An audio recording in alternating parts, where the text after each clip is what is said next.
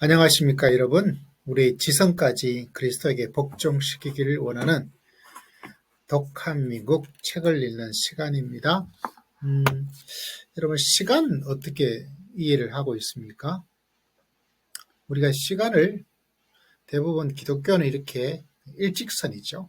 직선적인 사간, 이렇게 이야기를 합니다. 창조에서부터 심판의 기대까지, 또 심판 이후에서 또 다른 새로운 창조의 에덴의 회복에 대한 이야기를 하고 있지요. 그래서 직선사간, 불교는 좀 윤회사간이죠. 돌고 돌고 뭐 이런 개념으로 저는 얄팍하게 이해를 하고 있습니다. 그런데 성경적 비평 이론의 저자는 아브라함이 하나님의 약속과 하나님의 성취 이야기를 통해서 약속과 시간을 이야기해주고 있어요.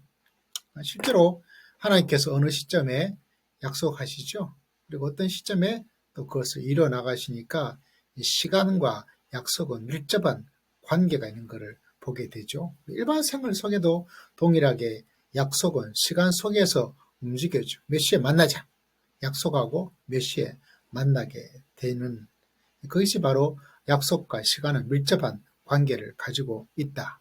또 아브라함의 약속을 시간적으로 이렇게 보는 건 이게 참 놀랍습니다. 좀 굉장히 뭔가 더 풍성해지는 것을 바라보게 되죠. 근데 성경적 비평 이론의 저자는 우리 모두가 시간을 이렇게 이해를 하고 있는데 좀 다르게 접근하면서 시간에 대한 이해의 폭을 좀 확장시켜주는 것을 만나게 되더라고요. 마치 미래가 현재가 돼버리는 고무줄 같은 거예요. 고무줄. 늘어나기도 하고 줄어들기도 하고 늘었다 줄었다. 우리가 잘 아는 성경 구절 가운데 하루가 천년 같다.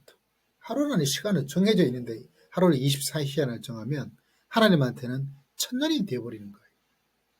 또 천년이 하루가 되어버리는, 그 시간이 직선적으로 움직이고 있는 것은 부인할 수 없는 사실인데 하나님에 대한 시간이 이렇게 늘어났다가 줄었다가, 마치 아인슈타인의 상대성 이론처럼 관계가 어떻게 되느냐에 따라서 애인하고 같이 밥 먹으면 시간이 후딱 지나가죠.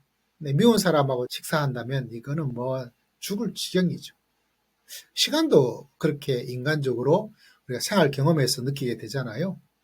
그래서 이 시간이 늘어나기도 하고 줄어들기도 하는, 상대적으로 막 움직이는데, 더 놀라운 사실은 성경에서 이런 구절이 있습니다. 로마서 8장 30절에 의롭게 하신 사람들을 또한 영화롭게 하였습니다.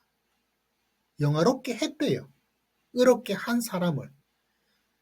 다시 말하자면 현재 의롭게 한 사람인데 그 사람이 영화롭게 하셨다라고 완료 시제를 쓰고 있어요. 이미 완성이 됐다는 거예요.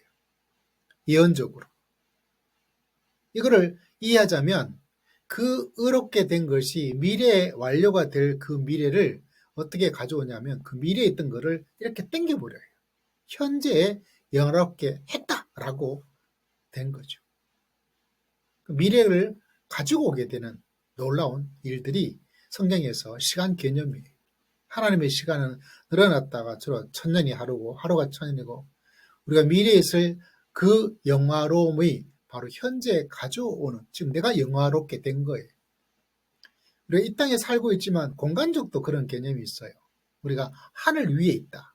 이 땅에 있으면서 불구하고 현재는 미래에 하나님의 그 놀라운 세계에 가는 것이 아니라 지금 그렇게 움직여 나가는 이 공간도 좀 굉장히 놀랍게 이야기를 하고 있고, 시간은 말할 나위도 없는 것 같아요. 의롭게 된 현재가 미래의 영화된 게 이미 완성이 돼버렸다고 말하고 있어요. 창세기에 아브라함에게 한 말씀이에요. 창세기 17장 5절에 너의 이름이 내가 너를 여러 민족의 아버지로 만들었다라고 말하고 있어요. 만들었다. 실제로는 17장에서는 아직 여러 민족의 아버지가 되지도 않았는데 만들었다라고, 이걸 좀 신학적 용어로는 완료 시제인데 예언적 완료 시제이다. 또 하나님이 약속하신 것이다 보니까 신적 완료 시제이다. 이렇게 사용하는 것은 하나님은 약속하시면 그것을 이미 완성된 것과 이미 이루어진 것과 진배가 없다는 그런 놀라운 시간에 완전히 새로운 혁명을 우리들에게 말씀해 주고 있어요. 그래서 현재 미래가 완료되지 않았음에도 불구하고 이미 완성된 것으로 시간을 저 미래에 있는 것을 왕창 끌어당겨서 현재에 있는 그런 모습으로 이해를 하고 있어요. 그래서 시간이 기독교에서는 주로 선으로서 이렇게 이해를 하지만 이 선이 어떤 경우에는 고물처럼 늘어나기도 하고 확 줄어들기도 합니다.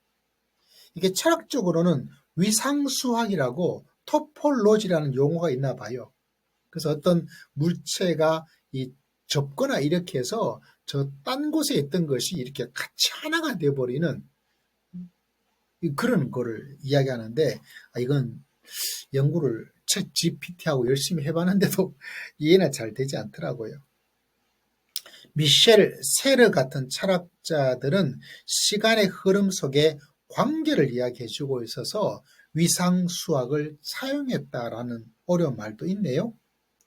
그러니까 시간은 관계죠. 관계 속에서 달라지는 거죠. 마치 애인과 있으면 빨리 지나가고 미운 놈하고 같이 있으면 시간이 관계죠. 또 아인슈타인의 상대성 이론. 여러분 아인슈타인의 그 상대성 이론이 신학에 많은 영향을 끼친 거 여러분 알고 계십니까?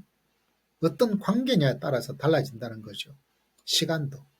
그래서 아브라함의 약속과 아브라함에 이루어진 성취의 사건을 통해서 시간이 이렇게 늘어나기도 하고 줄어들기도 하고 과거의 사건이 미래에 있지만 이렇게 하나가 되어서 마치 현재 일어나고 있는 사건처럼 이야기하기도 하고 이것이 바로 실제로는 성경에서 신앙 안에서 이루어지는 시간의 개념이다. 저자는 이렇게 이야기를 하고 있어요. 약속과 성취가 서로 입맞춘다. 입맞춘다 그러니까 좀 달콤하죠. 서로 붙어 있다는 거예요. 약속과 성취가. 시간적으로 보면 여러분 붙어 있을 리가 없죠. 약속은 이때 약속하는 거고 이루어진 거는 이렇게 이루어진 것이기 때문에 분명히 시간적 차이가 있잖아. 시간이 걸린다는 이야기죠. 한참 걸리는 것도 있어요. 금방 되는 것도 없잖아 있고 기도도 후딱 응답되는 것도 있고 10년, 20년, 30년 걸리는 경우도 있고 내가 한 기도가 죽은 뒤에 응답되는 그런 경우도 있고 그런데 성경은 놀랍게도 서로 이 현재와 미래가 약속과 성취가 이렇게 같이 붙어 있는 것으로 이해를 하고 있습니다. 그런 면에서 참 시간에 대한 새로운 또 하나님의 말씀에 대한 새로운 하나님께서 이루어 나가시는 일의 풍성함을 다시 한번 바라보아서 참 감사하죠. 놀랍죠.